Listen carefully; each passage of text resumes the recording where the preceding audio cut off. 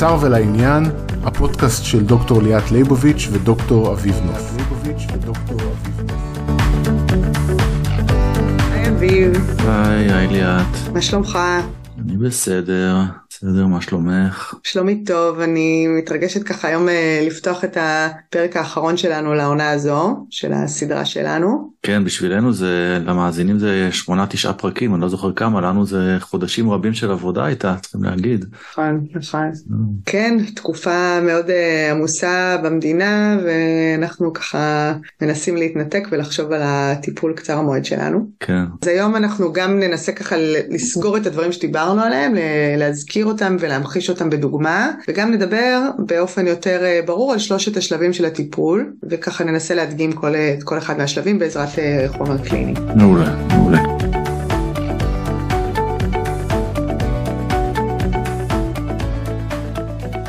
אז בואו רגע נעשה חזרה. ה-CCRT, הקונפליקט המרכזי ביחסים, יש בו 3 מרכיבים, המשאלה, ה-RO, הציפיות לתגובות מהאחר, וה-RS, שזה התגובות של העצמי.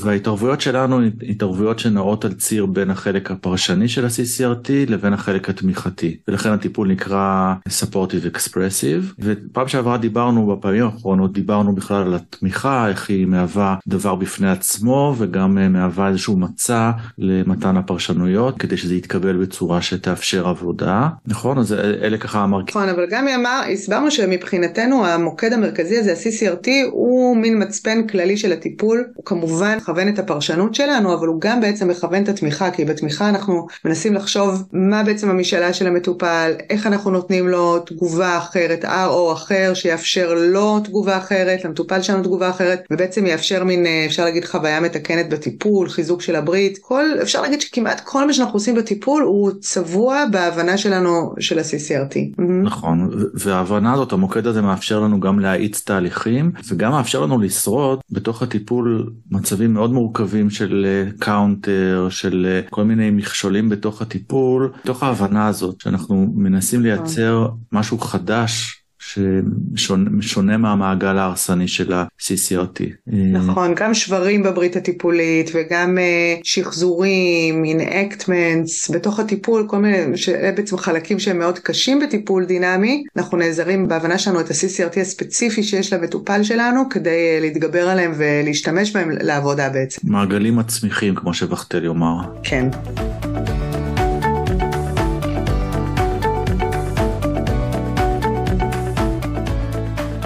טוב, אז אנחנו היום ניקח דוגמה של מקרה לא טיפול שלנו, דרך זה נציג את 3 השלבים של הטיפול. בואי נגיד בהם 3 השלבים, לא כל כך יפתיע, אבל השלב הראשון זה יצירת קשר, ברית טיפולית ראשונית, ובחירה של ה-CCRT והמוקד, הסכמה על ה-CCRT. נכון, השלב הראשון בעצם אמור להסתיים במין שיחה שבה המטפל מציג את ה-CCRT ואיך כדאי לעבוד בטיפול, ובעצם משיג את ההסכמה של המטופל לעבוד עם ה-CCRT הזה. זה בעצם שלב שהוא שיחה שאמורה לחזק את הברית, כי בעצם יש פה הסכמה על המטרות, על מה עושים ביחד, על איך עובדים. ככה בעצם נגמר השלב הראשון בהופפולי בברית חזקה, שבה מסכימים איך הולכים לעבוד ביחד. ואם יש חוסר הסכמה, יהיה על זה מסע ומתן עד שנגיע לאיזשהו הסכמה על מהו ה-CCRT, וזה אפילו חשוב, נכון? שהמטופל יוכל להביע את דעתו ולעשות על זה דיונו.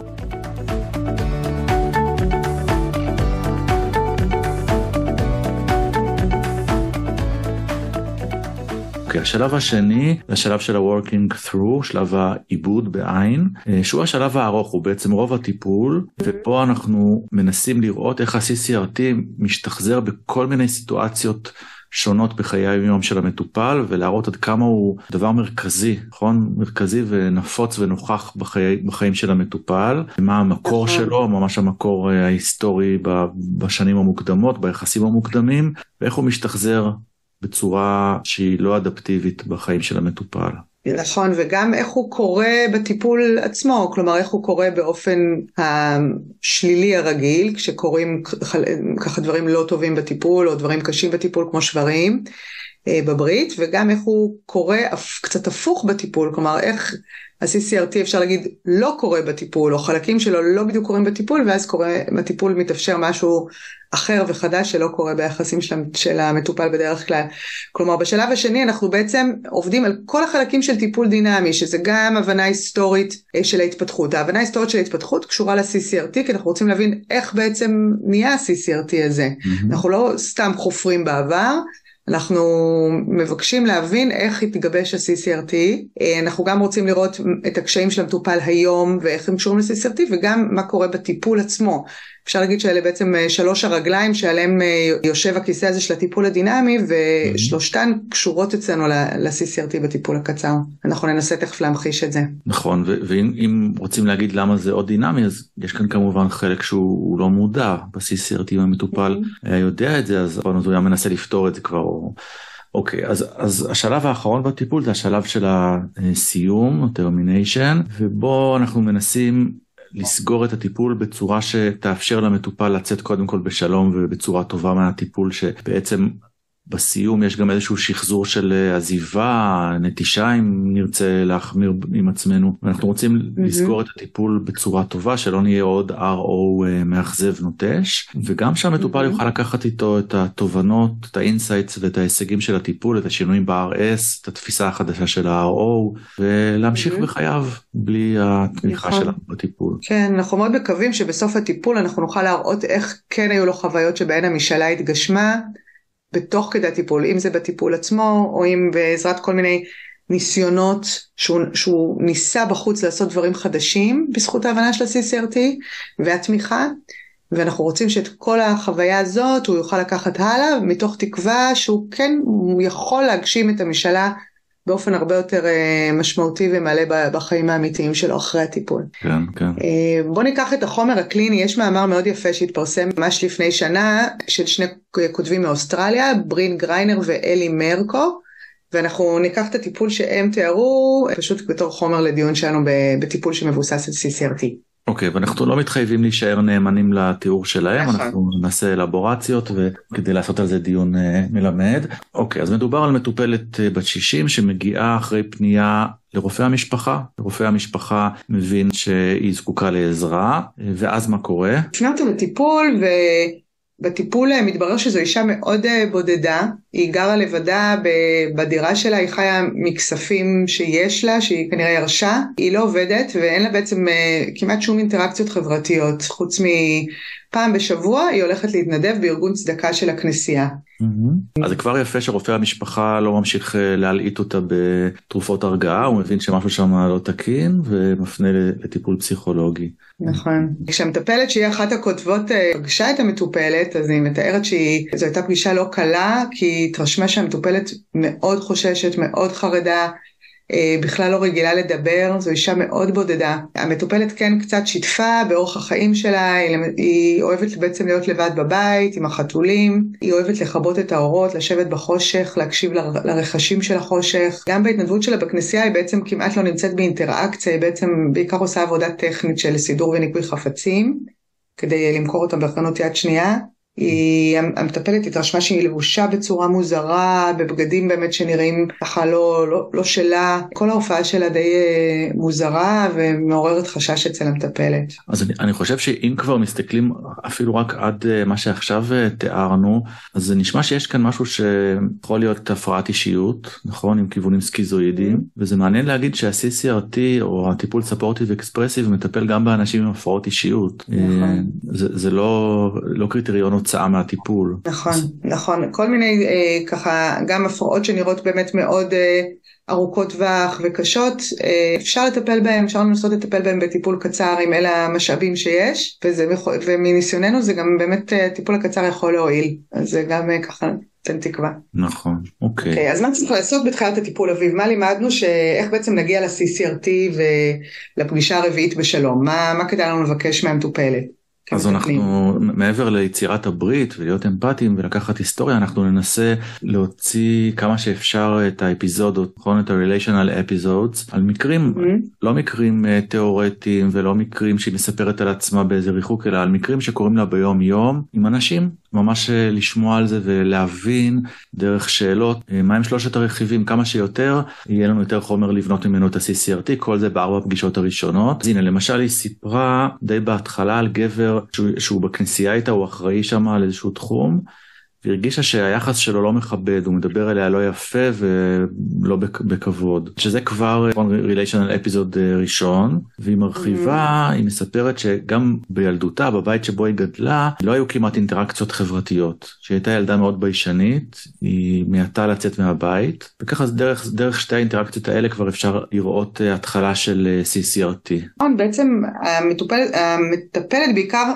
התרשמה, וככה מכמה המטופלת ממעטת להיות בקשר, נמנעת באופן קיצוני כמעט מכל קשר, פרט לביקורים אצל רופאים והתנדבות בכנסייה.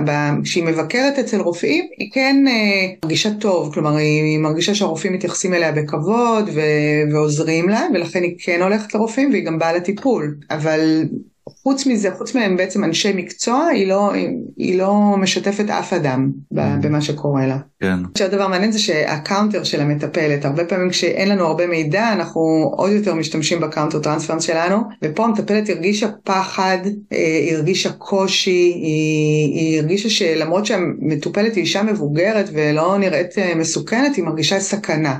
כשהיא נמצאת איתה, וזה ככה הפתיע אותה, כי בעצם זה לא היה נראה שהיא הולכת באמת לפגוע בה, אבל היה משהו של אווירה של אימה ושל פחד, כלומר זה היה ברור שפחד זה חלק מהסיפור כאן. וזהירות יתר, זאת אומרת היא מאוד צריכה להיזהר, הקאונטר או האנאקטמנט הזה של הקונפליקט משתחזר כאן, אפשר כבר ללמוד על ה-RO של המטופלת, נכון? דרך הקאונטר הזה, על דמויות שהן אולי חודרניות מדי, אולי פוגעות, בכל אופן לפחות בשלבים הראשונים אנחנו מחזיקים את זה כאיזושהי השערה. דרך המקרים האלה, דרך הקאונטר, מתחיל להתבסס איזשהו רעיון ל-CCRT, וכאן אפשר לעשות איזשהו דיון, כאילו על איזה רמות של וויש אנחנו מדברים. כי הם מציגים במאמר, בואי נגיד מה הם מציגים, ואחרי זה ננסה על זה טיפה דיון, איך עוד אפשר לראות את זה.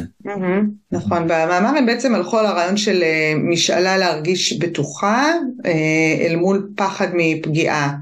שזה בעצם ה-RO שהיא מצפה לו, תגובה של האחר שמצפה לו זה פגיעה וחוסר מילוי של המשאלה הזו, ומול זה כל מה שנשאר לה לעשות הוא בעצם להימנע ולהסתגר ולשמור על עצמה. אז זה ה-CCRT שהם ניסחו. מה אתה חושב על זה, אביב? אז קודם כל בסוף מה שיעבוד מול המטופלת זה מה שיעבוד, לא אנחנו המטפלים נקבע. אם היא מתחברת לזה אז יופי, ואם לא אז אנחנו נעשה על זה באמת דיון כדי לראות מה לא מתאים ולנסח CCRT שיוכל להיות איתו בשלום. ודווקא המקומות שבהם המטופל מצליח להגיד שזה פחות מתאים לו, המטופלת, הם בעיניי נורא מרגשים, כי אז באמת אתה מרגיש שאתה מדייק יותר. זה לא תמיד קורה, לפעמים המטופלים כזה מקבלים את הדברים ורק במהלך הטיפול אתה מנסה לדייק, אבל כאן ספציפית אני הייתי מקשיב אולי יותר לזה שהיא יושבת כל כך בשקט וכל כך לא בחושך וכל כך לא מייצרת קשרים או מייצרת קשרים מאוד מסוימים, רק במקומות מאוד מאוד מוגנים, בשם הכנסייה, בשם הרפואה, היא יכולה לייצר את הקשרים האלה ולהשמיע את עצמה. אז הייתי מדבר על הרצון שלה שהיא תוכל להשמיע את הקול שלה, אבל שיהיה מישהו שבאמת ירצה להקשיב לזה, שזה כאילו ימשכו את זה ממנה באיזשהו אופן שהוא לא חודרני, לא פוגעני, אלא שבאמת היא תרצה לשתף, שהקול שלה ירצה להישמע מבחוץ, שזה יהיה בעל ערך, משהו כזה, הייתי הולך על כיוונים כאלה. יפה, אני חושבת שזה רעיון מאוד יפה, וזה קשור בכלל לרגישות שלך לקול, ולכל העניין של קול, של הקול האנושי, וקול גם של כלי נגינה, אז זה מקסים, אבל הם לא בחרו בזה, אז אנחנו נלך עם הסיפור שלהם, פשוט כי באמת איתו הם עבדו, כן. אבל זה רק מראה שאותו חומר עצמו כמובן, זה לא איזה מדע מדויק ב-100%, אותם סיפורים עצמם יכולים לייצר CCRT שונים, וזה בסדר גמור, בסוף בעצם אנחנו צריכים להגיע להסכמה. להישאר גם בשאיפה הכי קרובים למה שהמטופל עצמו אמר, והכי קרובים ככה להשתמש במילים שלו עצמו. זה ממש יתרון אם אנחנו מצליחים. זה עיקרון מאוד חשוב. אז בוא נזכיר איך בעצם אנחנו בפגישה הרביעית מציעים את העבודה עם ה-CCRT. בוא נזכיר. מה עושים?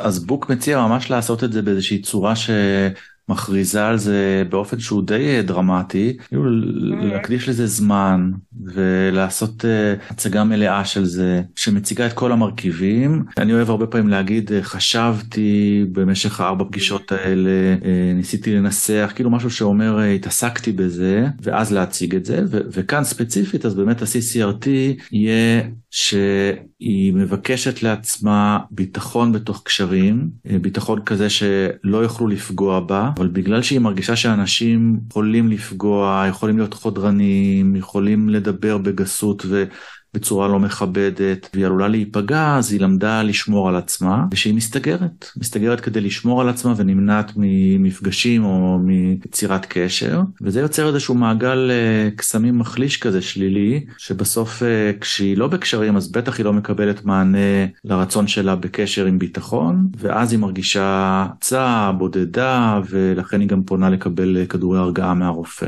אז זה ככה משהו שתופר את ה-CCRT גם לסימפטומים ולסיבת הפנייה. נכון, אני חושבת שזה מצוין, ככה הניסוח שנתת, שבעצם לפני ה-CCRT, אפשר לחשוב על זה גם כמו סנדוויץ' כזה, כמו הסנדוויץ' התמיכתי, לפני ה-CCRT אנחנו נרצה להגיד משהו כזה מסביר, כמו שאתה אומר, שחשבנו על זה, למה אנחנו בעצם מציגים את ה-CCRT, יש פה משהו שחוזר, שאנחנו חושבים שכדאי לעבוד איתו בטיפול הקצר, וכדאי להתמקד בו, זאת אומרת, זה לפני שאנחנו מציגים את ה-CCRT, ואז כמו שאמרת, אנחנו מציגים את ה-CCRT, עם כל החלקים שלו, והקישור למשמעות שלו, לסימפטומים שהוא יוצא, ובסוף אנחנו רוצים עוד פעם לסגור את הסנדוויץ' בעוד חלק תמיכתי, שבו אנחנו אומרים שככה, אנחנו חושבים שאפשר לעבוד עם הדבר הזה, שאנחנו מאמינים שהמשאלה הזאת זו משאלה שמגיעה למטופלת להגשים אותה, היא משאלה מאוד בסיסית, מאוד הגיונית, במקרה הזה למשל להרגיש ביטחון וקשרים, אנחנו רוצים לעזור לה להתחזק, להבין איך אפשר לקבל יותר מזה, לחיות חיים יותר מלאים. בעצם אנחנו רוצים בסוף ה-CCRT לתת למטופל הרגשה שהטיפול יכול לעזור, שיש פה תקווה. כן. אז אפשר להגיד שזה הסנדוויץ' של ה-CCRT, ואחריו אנחנו, כמו שאמרנו, עוד משאירים זמן, לחשוב עם המטופל, לראות איך זה מדבר אליו, אם זה מתאים לו, לא לסיים את הפגישה לפני שהדיון על זה, בעצם. כן. אז בהצגה של המקרה שלהם, אז היא מסכימה עם המשגה של ה-CCRT, ואז בעצם מהפגישה החמישית מתחילים להיכנס לעבודה עצמה, ל-walking through.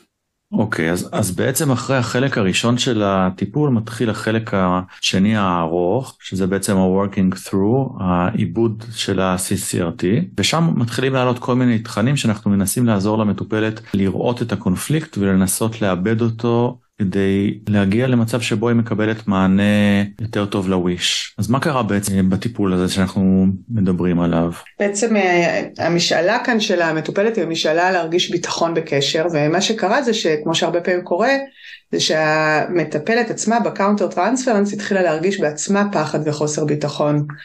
והיא ידעה שהמטופלת לא הולכת לפגוע בה, כלומר זה לא היה פחד כזה, אבל עדיין היא הרגישה מאוד חסרת ביטחון בפגישות, והיא הבינה שבעצם היא מרגישה חשש שהמטופלת תעזוב, ושזה יהיה עזיבה ככה מפתיעה וטראומטית כזו. זה באמת קרה באחת הפגישות שהמטופלת קמה באמצע, כי המטפלת אמרה משהו שלא התאים לה, פשוט קמה והלכה. המטפלת הרגישה את החוסר שקט הזה, והיא הבינה את זה על רקע ה-CCRT, בעצם כשחזור, שבו בעצם המטופלת גם חשה חוסר ביטחון, והמטפלת בעצם חשה את החוסר ביטחון שלה, ויש ביניהם כזה חוסר ביטחון, ומה שהיא בחרה לעשות זה לדבר איתה על זה, לדבר איתה על לא כחשיפה עצמית של המטפלת, אלא לשתף אותה בזה שהיא בעצם חוששת שהמטופלת, בגלל שכל כך חשוב לה להרגיש ביטחון, עשויה פשוט לעזוב במפתיע, ובזה בעצם לשחזר את ה-CCRT, ושזה מאוד מאוד חשוב למטפלת, שהמטופלת תסביר לה ותגיד לה בדיוק מתי היא מרגישה חוסר ביטחון, כדי שזה לא יקרה. כלומר, בעצם יש איזה ניסיון כאן למנוע את השחזור של ה-CCRT בטיפול, על ידי זה שאתה, בזכות ה-CCRT אתה בעצם מבין שהשחזור הזה הולך לקרוץ בסיכוי גבוה, אתה מדבר על זה עם המטופל כדי סוג של להתכונן לסוג של מין חיסון כזה. חיסון, כן בדיוק, זה חיסון ולהתכונן למקרה הזה שהולך לקרות, אז היא באמת עשתה את זה, ובאמת זה עזר בטיפול הזה, ובאמת המטופלת לא עזבה, למרות שהיא הרגישה גם כן חוסר ביטחון. עושים בעצם לקאונטר, לא כהשלכה בדיוק, אבל כאן ביחד עם המטופלת מרגיש משהו שלה בעצם, משהו שקשור אליה.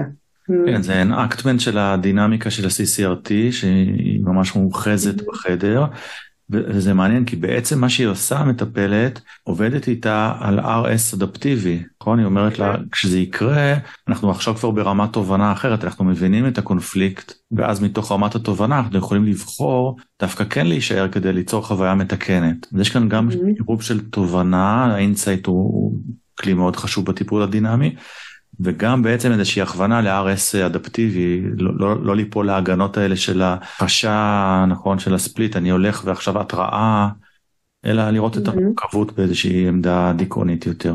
אז זה מעניין. עכשיו, דבר נוסף שהשתחזר בטיפול הוא הצורך של המטופלת כל הזמן להיות בעמדה מתגוננת. נכון? זה הפך להיות גם כן איזה משהו נורא קונקרטי, כי בעצם היא סיפרה על זה שהסורגים בבית נורא עוטמים את הבית שהיא סגורה.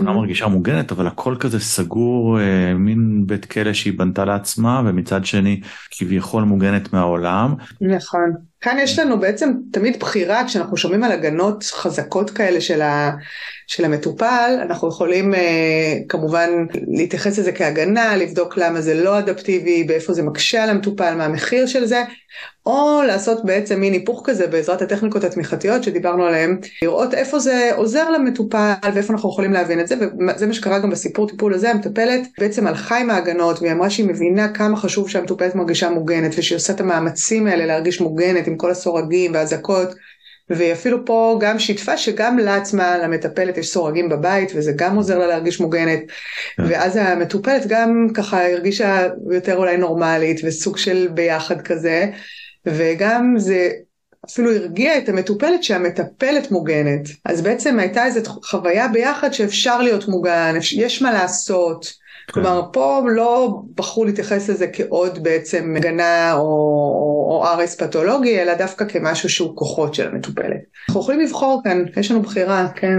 נכון, העניין של הבחירה הוא נורא חשוב בטיפול כזה שהוא ממוקד וקצר, כי אי אפשר למוטט את כל ההגנות של המטופל, ולצפות שבזמן קצר הוא גם יבנה אותם, אז אתה בוחר במה להתמקד, וזה נראה סביר שהיא תהיה עם סורגים בתקופה הזאת, והמטפלת יכלה להתחבר לזה, זה מעניין. זה עניין של אמפתיה, כי אם אתה מרגיש באופן טבעי ואותנטי אמפתיה למשהו כזה, למשל, כי שוב, מתוך המקום הספציפי של המטפלת הזו, שגם היא חיה עם סורגים, והיא מבינה את הפחד, אז לך על זה, כי זה באמת הזדמנות לחזק את הברית באופן אמיתי. כלומר, אנחנו מחפשים את הרגעים שאנחנו יכולים לחזק את הברית, באופן שהוא באמת אותנטי וספציפי לקשר שלנו. יכול להיות שמישהו אחר, כמובן זה לא היה קורה ככה. אבל פה יש להם איזה ג'וינינג, יש להם חיבור, וזה מחזק את הבונד שלהם, בעצם את הקשר שלהם, שזה חלק מהברית. כן. זה נכון, אני חושב על זה שלפעמים אנחנו עושים את הבחירה הזאת באופן מכוון, ולפעמים זה פשוט קורה, ואחרי זה אנחנו נאמר מה קרה שם. פעם מוצא את עצמי שרק בדיעבד או בהתייעצות על טיפול, אני אומר לעצמי, בעצם זה היה מהלך תמיכתי, אבל באותו רגע איכשהו מזדהה עם המטופל, קורה כאילו יותר טבעי. אוקיי, ואז מגיע איזשהו חלק בתוך הטיפול שהוא מאוד קשה, והוא מעורר הרבה שאלות, אני חושב, גם על בכלל על טיפול, על מגע עם טראומות. היא מספרת על טראומה מאוד קשה שהיא עברה, המטופלת, ואולי אפילו זה איזשהו פריצת דרך בטיפול שהיא יכולה לדבר על זה. זה מעלה שאלה, תכף נספר מה היה שם, מעלה שאלה מה עושים עם טראומות מהסוג הזה, בטיפול שהוא ממוקד, CCRT קצר. המטופלת בעצם, זה קשור לשאלה שהיא שאלה בסיסית בשלב הזה של העיבוד, שבו אנחנו בעצם מנסים להבין איך התפתח ה-CCRT הזה. וזה הזדמנות שלנו כן ללכת אחורה ולנסות ככה לבקש מהמטופל להיזכר ולראות למה CCRT הזה קשור. והמטופלת בעצם סיפרה שבבית שלה בכלל הייתה עבירה של חשדנות ושלא כדאי לסמוך על זרים, אבל היא עצמה דווקא יצאה מהבית בגיל ההתבגרות, וכשהיא סיימה את הבית ספר אז היא הלכה לעבוד בעיר, בבנק, בעיר שליד הבית שלה, ובעצם גרה בדירה ועבדה והכירה חבורה של אנשים, בעצם מאוד שונה מהחיים שלה כאישה מבוגרת. ומה שקרה שם זה שגבר שהיה חלק מהחבורה הזאת ושהיא הכירה ושהיא חיבבה, אנס אותה בעצם בצורה מאוד קשה ומפחידה, והמשיך אחר כך גם לאיים עליה, שלא תעז לספר על זה. ובעצם היא הרגישה שהיא חייבת לברוח מהמקום הזה ומהחבורה הזו, זה אין לה ברירה, אחותה עזרה לה והיא בעצם חזרה לבית של ההורים, וזה נשאר ככה בתוכה, כמין מסקנה כזאת, שבאמת התמה הזאת של הבית, שהחיים מאוד מאוד מסוכנים, היא נכונה, ועובדה. אז ככה היא סיפרה את זה בפגישה אחת המטופלת, והמטפלת כמובן מאוד גם התרגשה והופתעה, ומאוד הייתה נסערת בעצמה מהסיפור, והגיבה קודם כל באופן באמת הכי אמיתי, שזה סיפור מאוד קשה, והיא כל כך מצטערת שהמטופלת הייתה צריכה לעבור בתור נערה, דבר כל כך קשה, חוויה כל כך קשה, ושזה ברור שזו חוויה שמאוד מאוד משפיעה, שמאוד השפיעה עליה, וכמובן עוד יותר מחזקת את החוויה הזאת של החוסר אמון והחוסר ביטחון, שזה עד היום נשאר בעצם חרוט בה ונשאר כמשאלה מאוד בסיסית של המטופלת של האישה הזו. אז הם המשיכו, אני חושבת שהם באמת לא נתנו לזה המון מקום, אני משערת שהם לא כותבים, אבל אני משערת שהם המשיכו לדבר על זה עוד קצת, אבל בעצם בטיפול כזה, אנחנו בעיקר ניקח את זה, כמובן שננסה, לא נרצה לפגוע במטופלת ונשאר כמה שהיא צריכה, אבל ננסה אם אנחנו יכולים לעבור הלאה מזה, ובעצם לחזור ל-CCRT. וזה נותן באמת כן הכרה, שזה חלק מאוד מאוד חשוב בעבודה עם טראומה, זה נותן תוקף והכרה, כמובן לטראומה, אבל גם לכמה זה היה משמעותי, וכמה זה בעצם ייצב עד היום את תפיסת עולם, כי בעצם זה דבר שמאוד קשור ל-CCRT. אז זה כן הולך עם ולידציה ועם הכרה, אבל לא הרבה מעבר לזה. זה ככה הם מציגים. מה אתה חושב על זה? זו דילמה מאוד רצינית. אנחנו לא יודעים מה בדיוק היה בטיפול, נכון? והם עשו באמת עבודה ממש מרשימה, אבל זו דילמה מאוד רצינית כשנפתח סיפור טראומה כזה של אונס כל כך קשה. כאילו להמשיך business as usual, זה לא קל לנו כמטפלים, בטח לא למטופלים. ומצד שני, אולי למטופלת זה גם עזר לה, שהם יכלו להמשיך, וזה משהו מארגן, שכאילו באמת לראות איך זה השפיע, ואיך היום ממשיכים עם מה שהיה, וכן לתת לזה מקום. סוף ה-CCRT לא יושב על איזה משהו מדומיין מפונטז, איזה קלקול באישיות, אלא על אירועי חיים קשים מאוד שהיא עברה. וה-RO שלה התעצב מהסיפור הטראומטי המאוד קשה הזה, מאוד דברים שהיא עברה, ויש בזה גם מסר שאומר, היה מאוד קשה, אנחנו מדברים על זה כמו שאמרת, מכירים בזה, מתקפים את זה, ויש גם מה לעשות. בעצם אנחנו כאן כדי לעזור לך, לאבד את הטראומה בתוך המסגרת הזאת, ולהמשיך הלאה באיזשהו אופן שיעזור לך. אני חושבת שאנחנו צריכים לכבד את ההגנות של המטופל גם פה, כלומר יכול להיות שהוא בוחר לספר לנו על הטראומה בתוך מסגרת של טיפול קצר, נכון. מתוך ידיעה שאנחנו לא הולכים להישאר בזה הרבה, אפילו באופן לא מודע, ואני חושבת שאפשר לכבד את זה ולהגיד, הוא בחר ללכת לטיפול קצר, הוא בחר להביא את זה בטיפול קצר, יכול להיות שיש לזה סיבות טובות, וגם לא, למשל מטופלת הזו, אולי לא סתם היא לא סיפרה את זה עד היום, כאן בטיפול הספציפי הזה, יש הזדמנות לספר את זה ולעבוד על זה, ככל שהסטינג יאפשר. אז גם זה לפעמים, אנחנו הרבה פעמים רואים אנשים שהם לא סתם הגיעו לטיפול קצר, הם לא יכלו להיות בטיפולים אחרים, שוב, המערך ההגנתי שלהם לא אפשר להם, אז אנחנו מכבדים את זה גם כאן. בהחלט, בהחלט. צריכים לזכור שיש גם עוד גישות, ויכול להיות גישות אחרות יחשבו על זה אחרת, אבל זאת הגישה שאנחנו מציגים כאן, ורק אני אגיד על זה עוד דבר, ואז נמשיך, שאחד הדברים שבאמת משמעותיים, את הזכרת את זה בהתחלה שדיברנו על הטראומה, זה לנסות לקשור בין סיפורי החיים האמיתיים שהבן אדם עבר, ל-CCRT שלו. באמת הקישור הזה הוא מאוד משמעותי, גם לסימפטומים שאיתם הוא מגיע, אבל גם לסיפור החיים, וממש ככה בפרוטוקול של הטיפול הזה זה מוזכר, זה מעגן את זה במציאות, זה הופך את זה לממשי, יש לזה פתאום איזשהו פשר, והנרטיב נהיה יותר קוהרנטי על החיים של עצמך, וזה עוזר, זה פשוט עוזר. טוב, אז באופן כאילו סכמטי, גם אנחנו עוד מעט מגיעים לסוף העונה הראשונה שלנו, וגם הם היו בסוף הטיפול, אז בואי נראה מה הם עשו. קודם כל, אנחנו רוצים לקראת סוף הטיפול, לראות אם המטופל באמת יכול לצאת מה-CCRT, ולעשות ככה איזשהו שינוי ב-CCRT, ופה הם עשו את זה בעצם, כלומר, גם דרך הסיפור של האונס, עלה בעצם הסיפור של הקשר עם האחות של המטופלת, התברר שכן יש לה קשר חם עם אחותה במשך השנים, והם אפילו נסעו לחופשות יחד בהרים, והמטופלת ככה יכלה להתחבר למקומות שבהם היא הרגישה בטוחה ורגועה,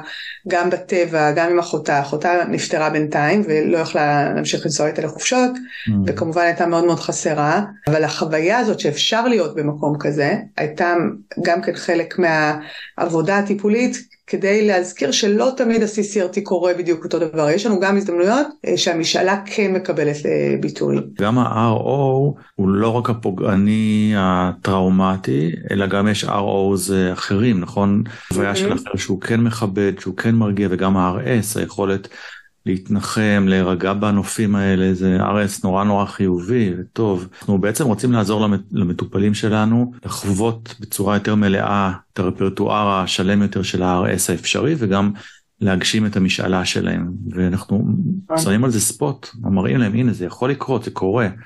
למשל נשארת בטיפול למרות שאולי היה לך רצון לפעמים לעזוב. למשל הייתי מחותך ברגעים האלה ויכולת לחוות איתה קרבה וחמלה וכל מיני דברים שאת מחפשת לעצמך, ביטחון. באמת בסוף הטיפול זה מאוד חשוב גם לשים לב להישגים האלה, שהמטופל כבר הצליח לעשות דברים שונים עם ה-CCRT, ממה שהוא היה רגיל, זה כבר לא רק המעגל קסמים שמשתחזר, המעגל קסמים השלילי, אלא גם היו הזדמנויות פה ושם, שהוא פתאום נתן צ'אנס ל-RO אחר, או קרא RO, קיבל תגובה אחרת, למשל בטיפול עצמו, והוא עצמו יכול היה להגיב אחרת. אז גם הזיכרונות, כמו שאמרנו, של בעצם זמנים אחרים, יחסים, אפילו יחסים שכבר לא קיימים, ובגלל זה אולי קשה לנו להיזכר בהם.